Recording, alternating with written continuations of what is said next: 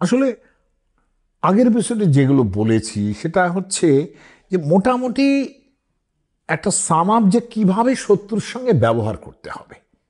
হ্যাঁ, প্রত্যেকটাই আলাদা আলাদা করে বলেছেন যে কিভাবে। এই কাউকে বিশ্বাস করা যাবে না, একটা সাধারণ নীতি উপদেশ যাকে বলে। প্রায়োগিক জায়গাটা সেখান থেকে আসতেই পারে, কিন্তু সেগুলো প্রত্যেকটাই কিন্তু আলাদা আলাদাভাবে ভীষণভাবে জরুরি। হ্যাঁ, মানে আপনি মারার সময়ও একটু হাসবেন, মারছে দেখলেও হাসবেন, মারার পরে আপনি একটু শোক করবেন। এই এই যে ব্যাপারগুলো, এগুলো কি, এগুলো হচ্ছে রাজনীতিতে পূর্ণভাবে চলার একটা রাস্তা। একটা যে আমি বারবার বলছি, কিন্তু গণতন্ত্র, সমাজতন্ত্র, রাজতন্ত্রের তফাৎ থাকে না এখানে।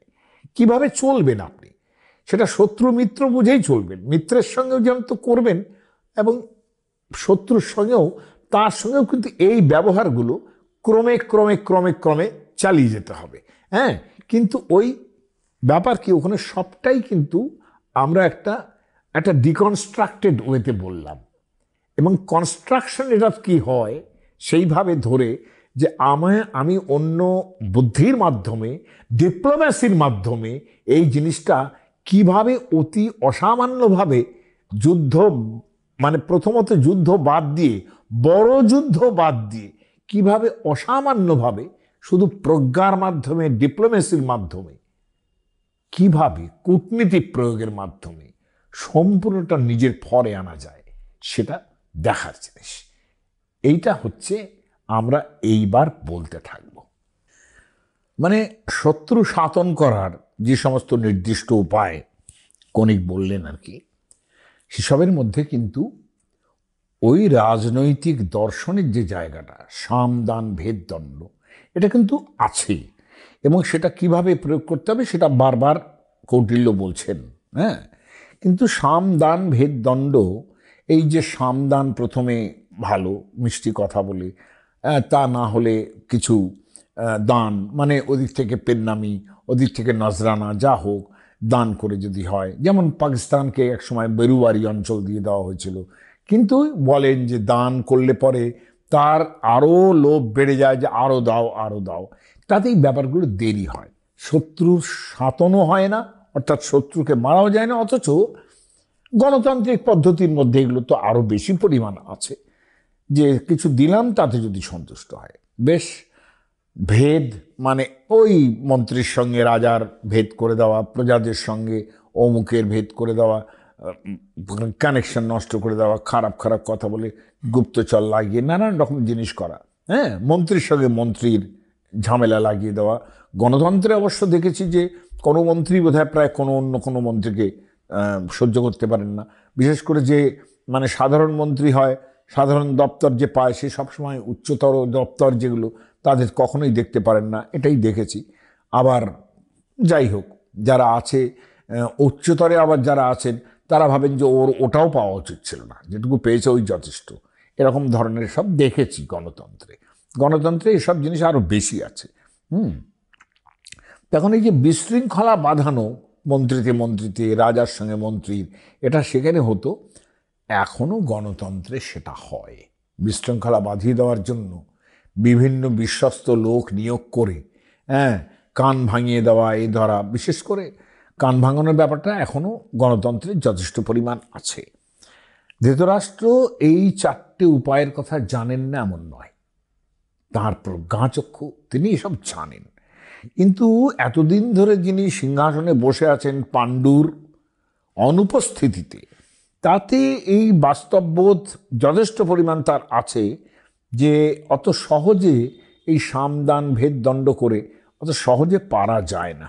কিন্তু রাজনীতি শাস্ত্র যা বলে যে সামদান ভেদ দণ্ডের যে ক্রমিক প্রয়োগ, যে দেখো মিষ্টি কথা বলে যদি না হয় তবে দান করো, দান করেও যদি কাজ না হয় ভেদ তৈরি করো, তারপরে দণ্ড, মানে মারা ধরার ব্যবস্থা করতে হবে।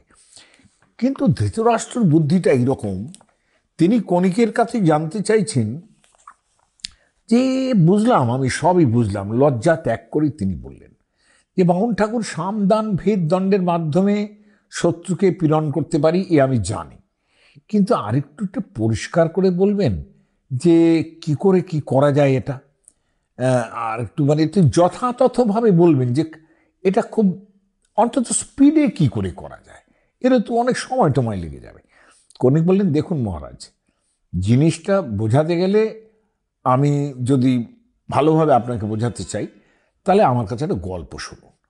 হ্যাঁ, যে গল্পের মধ্যে, এই গল্পের মধ্যে কল্পনা থাকতে পারে, কিন্তু এই কল্পনাটা যতই থাক, এইভাবে যদি জিনিসটা করতে পারেন, তাহলে কিন্তু আপনার সাম দান ভেদ দণ্ড এই চারটে আপনি কিভাবে করবেন সেটা আপনার বুদ্ধির উপর নির্ভর করবে। আপনার সেই বুদ্ধি থাকলেই সেটা আপনি পারবেন, আদারওয়াইজ কিন্তু পারবেন না। কেননা আমি যে গল্পটা বলবো, জম্বুকস্য মহারাজ নীতি শাস্ত্রার্থ দর্শিনাম, আমি একজন জম্বুক মানে একটা শেয়ালের কথা বলবো, যে রাজনীতি শাস্ত্রটা সবচেয়ে বেশি ভালো জানে বলে আপনি মনে করবেন।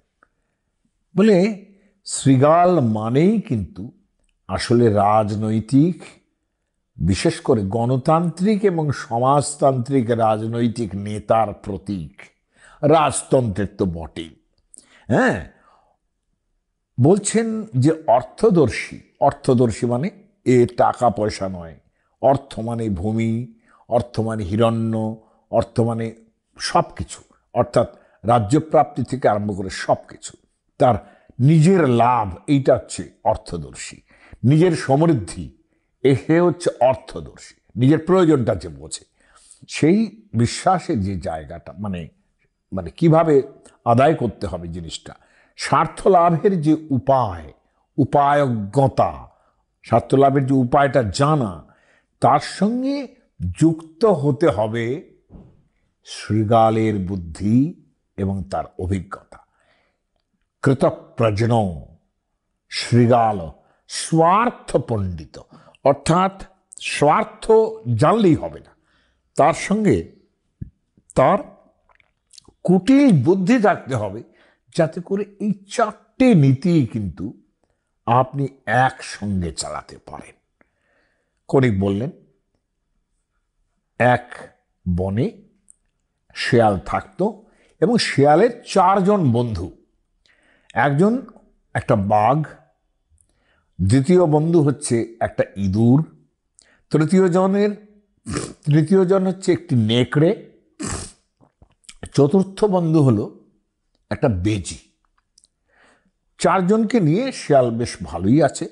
যেমন একজন ধূর্ত রাজা তার চারপাশে দুর্বল, প্রবল এবং নিজের সমান শক্তি সম্পন্ন যে সমস্ত লোক নিয়ে যেভাবে থাকে, শেয়াল কিন্তু সেইভাবেই আছে এই বন্ধুদের নিয়ে। একদিন কি হলো, যে বনের মধ্যে একটা বিশাল এবং এক বেশ বলিষ্ঠ হরিণ দেখা গেল, এবং এমন নধরকান্তি সেই হরিণ, তাকে দেখে সকলেরই মাংস খাওয়ার ইচ্ছে হলো। কিন্তু শেয়াল অন্তত সে মুখে কিচ্ছু বলল না। বাঘ যেহেতু তাদের মধ্যেই পাঁচজনের মধ্যে সবচেয়ে বেশি শক্তিমান, সে কারো তোয়াক্কা না করে, কারো সঙ্গে কোনো আলোচনা না করেই সে দু একবার হরিণটিকে মারার চেষ্টা করল। কারণ এটা তো ঘটনা যে বাঘ, সিংহ, এরা যারা, এরা বনের রাজা হয়ে দাঁড়ায়। সিংহ তো বটেই, এমন কথাই বলা হয় নীতিশাস্ত্রে। কেন নীতিশাস্ত্র, কেন রাজনীতিশাস্ত্রে বলা হয় যে নাভিষেক ন সংস্কার সিংহস্য ক্রিয়তে বনে। মানে বনের মধ্যে সিংহকে কেউ অভিষেক করে দেয় না। হ্যাঁ, মানে লিডারশিপ ব্যাপারটা এইরকম যে লিডার যিনি হন সে কীরকম হন, বলছে সিংহকে বনের মধ্যে কেউ অভিষেক করে দেয় না, আবার তাকে নানান রকম সংস্কার মন্ত্রতন্ত্র পড়ে নানান রকম করে অভিষেক ক্রিয়া সম্পন্ন করে তাকে রাজা বলে ডিক্লেয়ার করা, রাজাদের মতো, রাজাদের যেরকম করা হয়, কিছু করা হয় না তাকে। কিন্তু শাস্ত্রকার বলছেন, নিত্যম ঊর্জিত সিংহস্য স্বয়মেব স্বতন্ত্রতা। বলছে যে মানে রাজেন্দ্রতা, মানে যে লোক নিজেই একেবারে বর্ন লিডার, সে ঊর্জিত সিংহ, মানে যার মধ্যে স্ফীত হয়ে আছে সেই লিডারশিপ। নিত্যম ঊর্জিত সত্তাস্য, এরকম আছে, স্বয়মেব মৃগেন্দ্রতা, সে নিজেই লিডারশিপ তৈরি হয়ে যায়। মৃগেন্দ্র কথাটা বললো, মৃগ মানে কিন্তু পশু, পশু মানে কিন্তু মানুষও বটে। নিত্যম ঊর্জিত সত্যস্য, যিনি নিজে ঊর্জিত, তার মধ্যে যে শক্তি, যদি লিডারশিপের বোধ যদি প্রথম থেকেই থাকে, তাহলে স্বয়মেব মৃগেন্দ্রতা, সে এমনি রাজা হয়ে যায়। কাজেই এই ব্যাপারটা কিন্তু বোঝার দরকার যে তাকে আলাদা করে অভিষেক করতে হয় না। তো এই যে নিয়ে বসে আছে সিংহ, সিংহ ভাবলো আমি সেই এই এই হরিণটাকে মেরে ফেলবো। এখন সে কয়েকবার চেষ্টা করলো, কিন্তু চেষ্টা করলে হরিণটা এতই চালাক এবং বেশ শক্তিমান যে সে ব্যর্থ হলো, বাঘটা ব্যর্থ হলো। বাঘ যেখানে পারেনি সেখানে অন্যেরা তো আর কোনো চেষ্টাই করলো না। কিন্তু হরিণটাকে মাঝে মাঝে দেখা যাচ্ছে, তাকে দেখে খাবার লোভও হচ্ছে এবং শেয়ালও খেতে চাইছে, কিন্তু সেটা তো একবারও বলছে না। তা এই মধ্যে 5 জনের এক জায়গায় হলো, একটা আলোচনা সভায় বসলো।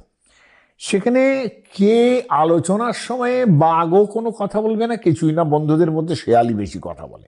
বলছে কে মানে আমরা তো সকলেই জানি যে সবার আগে শেয়ালেরই কথা বলার কথা, কারণ তার বুদ্ধি বেশি।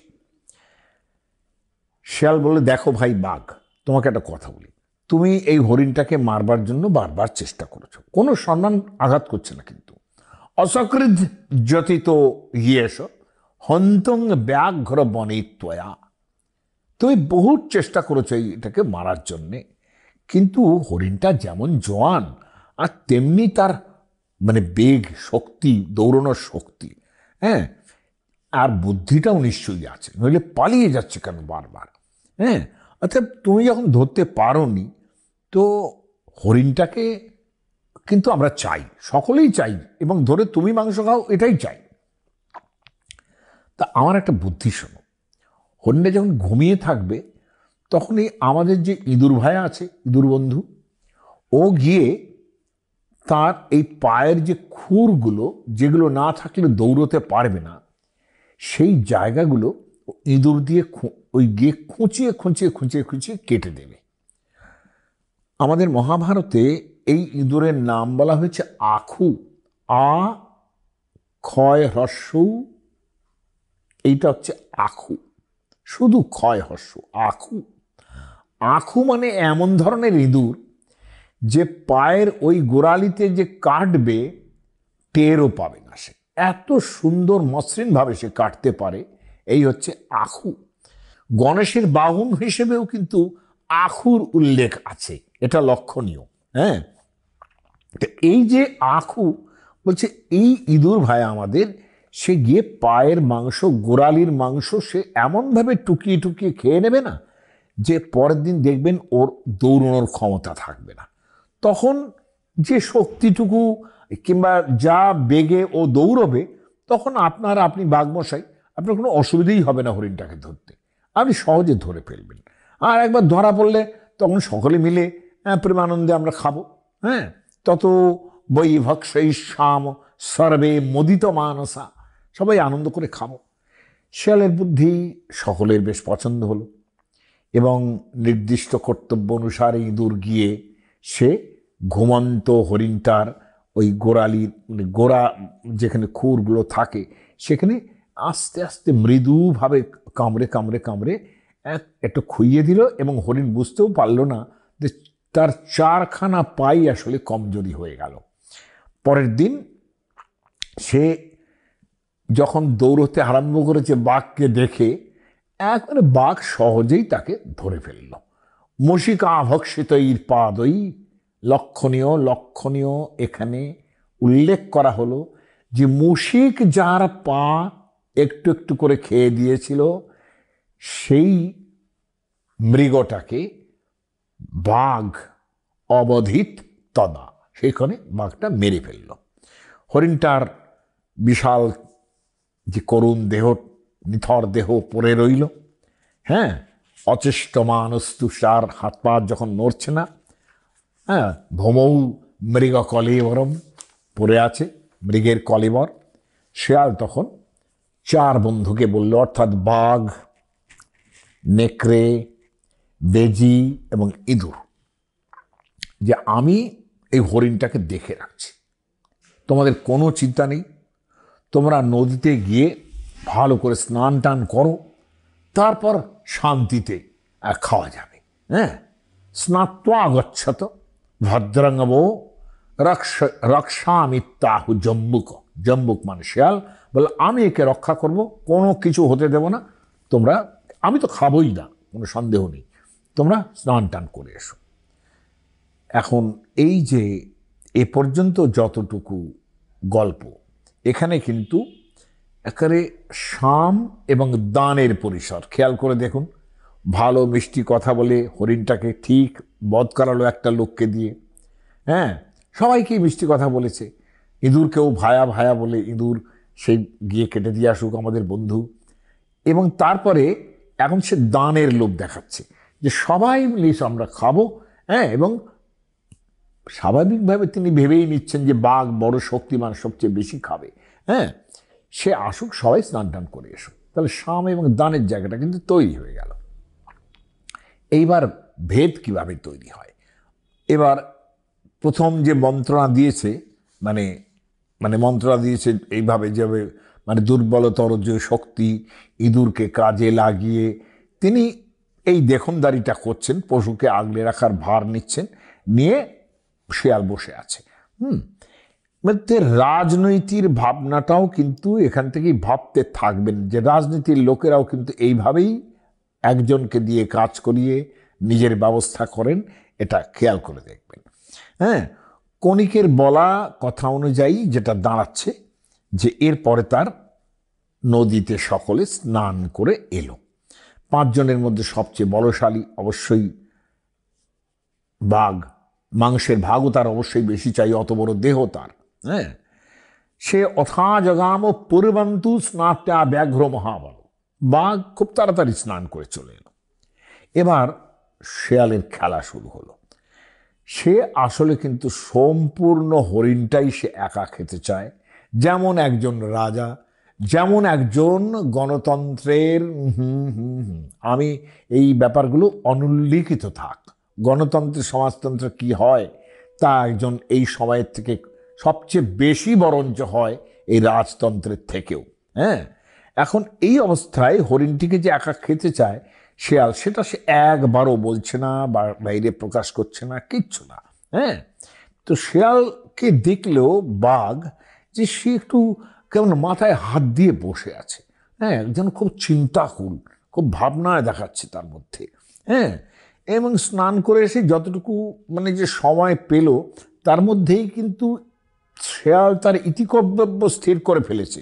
ওই যে বললো প্রজ্ঞা এবং তার বুদ্ধি কিভাবে খাটাতে হয় সেটাও খুব কুইকলি চিন্তা করতে হবে, রেডি উইট থাকতে হবে।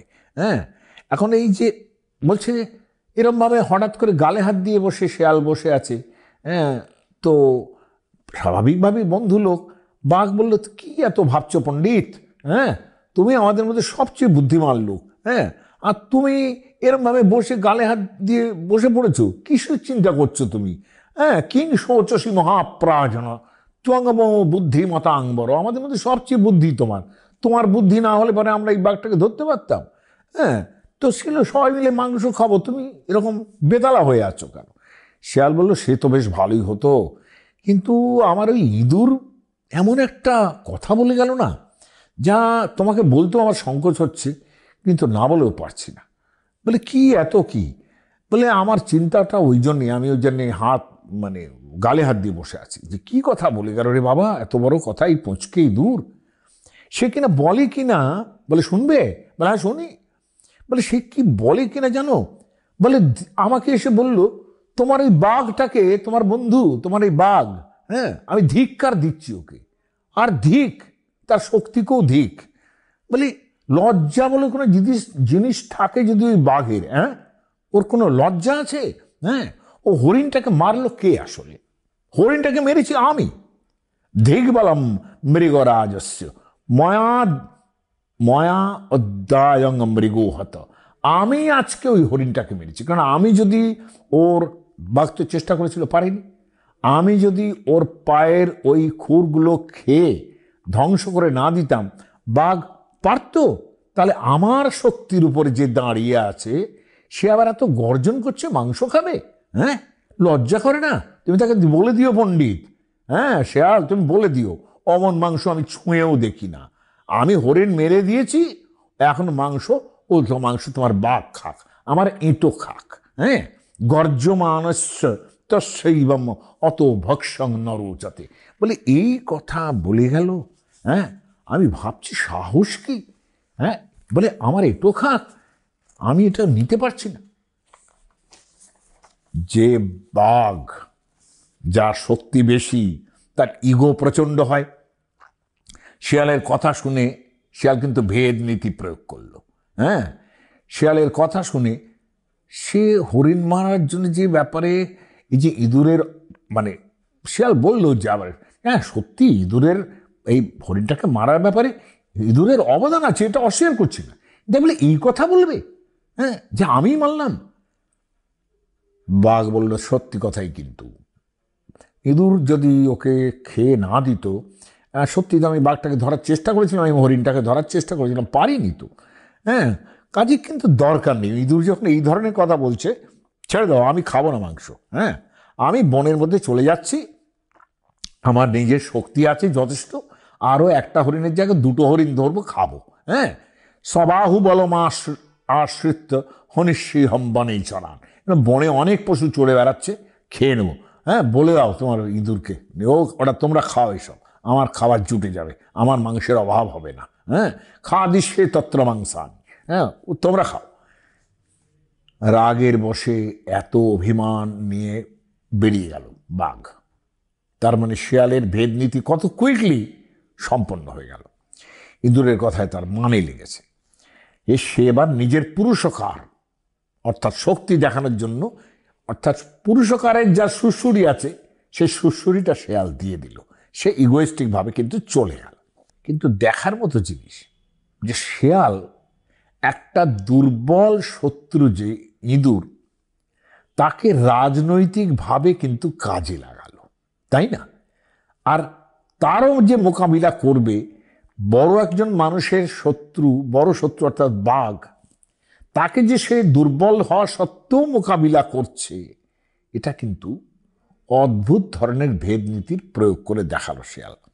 এবার কি হলো যে ঘটনাটা এইরকম যে ইঁদুর তো আসেইনি শেয়ালের কাছে, ইঁদুরের কথা বলে ছেড়ে দিল, এবার ইঁদুর স্বয়ং উপস্থিত হলো, কারণ ইঁদুরও তো ভাগ আছে, ইঁদুর খাবে।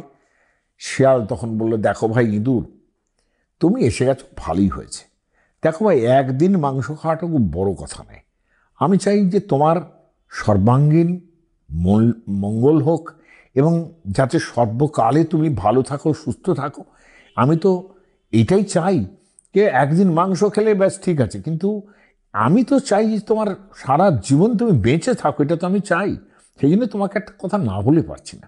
হ্যাঁ, শ্রেণু মশিকা ভদ্রংতে, তোমার ভালো হোক এটাই আমি চাই, নকলু যাদ ইহা ব্রবীত। কিন্তু ওই বেজি এসে একটা কথা বলে গেল, সেই জন্য আমি ভাবছি ওই যে বেজি হরিণ মারার ব্যাপারে বলো তো ওর কি অবদান আছে? ইঁদুরকে বলছে শেয়াল যে হরিণ মারার ব্যাপারে ওর কি অবদান আছে? কোনো অবদানই নেই। হ্যাঁ, এতটুকু সাহায্য করেনি। এবং সে কি বলছে জানো?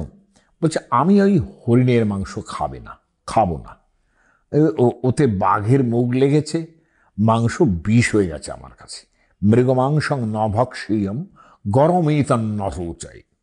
হ্যাঁ, আমার এটা ভালো লাগছে না যে ওই নকুল এই কথাটা বলে গেল যে বাঘের ঠোঁট লেগেছে, বাঘের উচ্ছিষ্ট, এসব আমি খাবো না, আমি বরং নতুন একেবারে অনুচ্ছিষ্ট মাংস, একেবারে যেটা কেউ মুখ দেয়নি সেরকম মাংস খাবো, আমি বরঞ্চ ইঁদুরটাকেই খেতে চাই। বলে কি সাহস বেজির কোনো অবদান নেই এখানে, অথচ বেজি বলছে আমি বাঘের এটো খাবো না, আমি এই শুধু একেবারে ফ্রেশ ইঁদুরটাকেই খাবো। বলে সঙ্গে সঙ্গে আমাকে আবার জিজ্ঞেস করছে যে তুমি অনুমতি করো, এটা করতে পারি আমি? শেয়াল বলল, আমি কিন্তু এই অনুমতি দিইনি, তুমি আমাদের অনেক উপকার করেছো, কাজে এই অনুমতিটা আমি দিইনি যে তুমি ইঁদুরকে খাও। আমি বললাম দেখো আমি দেখছি, মানে তুমি আসতে পারে আমি এই কথাটা বলছি, কাজে তুমি না এইখান থেকে চলে যাও, এটা বেটার হবে, তুমি সারা জীবন বাঁচতে অনেক ওই রকম পা খেতে পারবে। বলি ঠিক আছে, সঙ্গে সঙ্গে ইঁদুর চলে গেল, ভেদ নীতির সফল। এবার আস্তে আস্তে ইঁদুর ঢুকে পড়ার পরেই, গর্তে ঢুকে পড়ার পরেই নেকড়ে বাঘ এলো। নেকড়ে বাঘ মানে নেকড়ে বাঘ এটাকে বলা হয়েছে বৃক, এরকম। বৃক শব্দের অর্থ সিদ্ধান্ত বাগীশ হরিদাস তিনি করেছেন কেন্দুয়া বাঘ, অর্থাৎ যাকে আমরা কেঁদো বাঘ বলি। হ্যাঁ, কিন্তু সর্ট অফ অ্যালসেশিয়ান বলে আমার নিজের ধারণা হয় ব্রিকো, যার জন্যে অ্যালসেশিয়ান তো কুকুরটাকে নেকড়েই প্রায় বলা যায়, তাকে ডোমেস্টিকেট করা হয়েছে আমার নিজের ধারণা। তাহলে ওই জন্য আমি নেকড়ে বাঘ বলছি। এবং লক্ষ্য করে দেখবেন যে পেটটা তার বড় সরু থাকে বলে ভীমের এক নাম বৃকোদর, এটা খেয়াল রাখতে হবে। তাহলে এই যে সর্ট অফ অ্যাসোসিয়েশন, আমি যাকে ডোমেস্টিকেটেড বলছি আর কি, তারা বোধহয় নেকড়ে থেকে এসছি বলেই আমি ব্রিকো বলতে আমার নিজের ধারণা যে এটা সর্ট অফ নেকড়ে আর কি। সেই কেঁদোবাঘ যখনই আসলো, সে বলে দেখো ভাই, সামনে তোমার কিন্তু ভীষণ বিপদ। যেন সেও তো বাঘ, সেও তো নেকড়ে, কিন্তু সে বড় বাঘটা নয়। বলছে তোমার সামনে ভীষণ বিপদ। বলে কি কারণে আমি জানি না, তোমার ওপর ভীষণ বাঘ রেগে গেছে। বলে তা আসলে তুমি তো কোনো কাজ করোনি হরিণটা মারার ব্যাপারে, বাঘই মেরেছে আর ইঁদুরের টুকরে দিয়েছে। হ্যাঁ, কিন্তু কীরকম যেন হঠাৎ করে তিনি তোমার ওপর খুব রেগে গেছেন। বলছেন যে এর ফল কিন্তু একেবারে ভালো হবে না। তিনি বলে গেছেন যে ওই কেঁদোটাকে আমি কিন্তু দেখে নেব, ওই যে বৃকো তাকে আমি দেখে নেব, আমি কি করতে পারি আজকে দেখবে। এবং আশ্চর্য লাগছে কি জানো তো, এবং আশ্চর্য লাগছে এই কথা ভেবে যে তিনি আবার বলে গেলেন আমি একা আসবো না, আমি আমার বউকেও নিয়ে আসবো। বলে সস্ত্রীক আসছেন, তার মানে দুটো বাঘ। যাই হোক, স্ত্রীলোক হলে কি হবে, শুধু বাঘ বটে। হ্যাঁ, সে আসছে, এবার তোমার যা মনে হয় তুমি ইতি কর্তব্য তুমি স্থির করো, তুমি কি করবে। হ্যাঁ, সকলত্রন্তু ইহায়াতি সকলত্রম, কলত্র মানে স্ত্রী, সকলত্রম তু ইহায়াতি কুরুষ্ব যদনন্তরম। এখন তুমি কি করবে, আমি তোমাকে কি বলতে পারি বলো, আমিও তো চাই তুমি মাংসটা খাও। শেয়ালের কথা শুনে আর এতটুকুও দেরি করলো না, সে সঙ্গে সঙ্গে পালালো। এবার বেশ স্নান করে পরিপাটি হয়ে উপস্থিত হলো বেজি। বেজি শেয়াল জানে যে বড় বড় শত্রুরা তার রাজনৈতিক বুদ্ধির কাছে পরাজিত হয়েছে, আর বেজি হলো শেষ শত্রু যে তার থেকে দুর্বল। আর রাজনীতি শাস্ত্রে এটাই ব্যাপার যে দুর্বলকে সবল যে সে যখন তখন আক্রমণ করতে পারে। অতএব এই বাঘ, কেঁদো বাঘ সবার কথা ভেবেই আলটিমেটলি এবার সে বেজিকে দেখেই বললে দেখো, ওই বাঘ, কেঁদো বাঘ, এদের সবাইকে আমি যুদ্ধে হারিয়ে দিয়েছি, এমন মার মেরেছি না যে সব আমার ত্রিশির মানার মধ্যে নেই, সবগুলো পালিয়েছে একদম নির্জিত আসতে অন্যত কথা। আমি তাদের এমন পেটান পিটিয়েছি যে সব আমাকে চেনে না। হ্যাঁ, কিরম মার মেরেছি আমি। হ্যাঁ, তোমার যদি ইচ্ছা হয় তুমি আমার সঙ্গে যুদ্ধ করো, এবং যুদ্ধ করে মমদত্বা নিযুদ্ধং তে ত্বং বংশমাংসম যথেপ্সিতম, আমাকে যুদ্ধ করো আমার সঙ্গে, তারপরে মাংস খাও, কোনো অবস্থা নেই, যে জিতবে সে মাংস খাবে। বেজি বুঝলো যে শেয়ালের সঙ্গে সে পারবে না, সে যুদ্ধ না করেই বলল বাঘ হলো পশুদের রাজা বাবা, তাকে তুমি হারিয়েছো। হ্যাঁ, তুমি বরং আমার কেঁদো বাঘ, তাকে তুমি হারিয়েছো। আমি তোমার সঙ্গে কি যুদ্ধ করবো, আমি নির্জিতা ইয়ত্তয়া বীরা তস্মাদ বীরতর ভবান, তুমি সকলের থেকে বড় বীর, এটা প্রমাণই হয়ে গেছে। হ্যাঁ, আমার ক্ষমতা নেই বাবু আমি তোমার সঙ্গে লড়বো। হ্যাঁ, আমি তোমাকে আর কোনো এসবের মধ্যে নেই। তাহলে সাম দান আগেরগুলো তো সব হলো, হ্যাঁ, ভেদ হলো, এবার দণ্ড প্রয়োগ করলো শেয়াল। দণ্ডের বুদ্ধিতে মারতেও হলো না, সে বেরিয়ে চলে গেল এবং সে সম্পূর্ণ মাংসটা হরিণের শেয়াল খেল। শেয়াল বাঘের এই গল্পটা বলে ধৃতরাষ্ট্রকে কনিক বললেন, রাজনীতি যদি করতে হয়, সাম দান ভেদ দণ্ডের যদি একত্রে প্রয়োগ করতে হয়, তাহলে এই শেয়ালের মতো করতে হবে। কেন?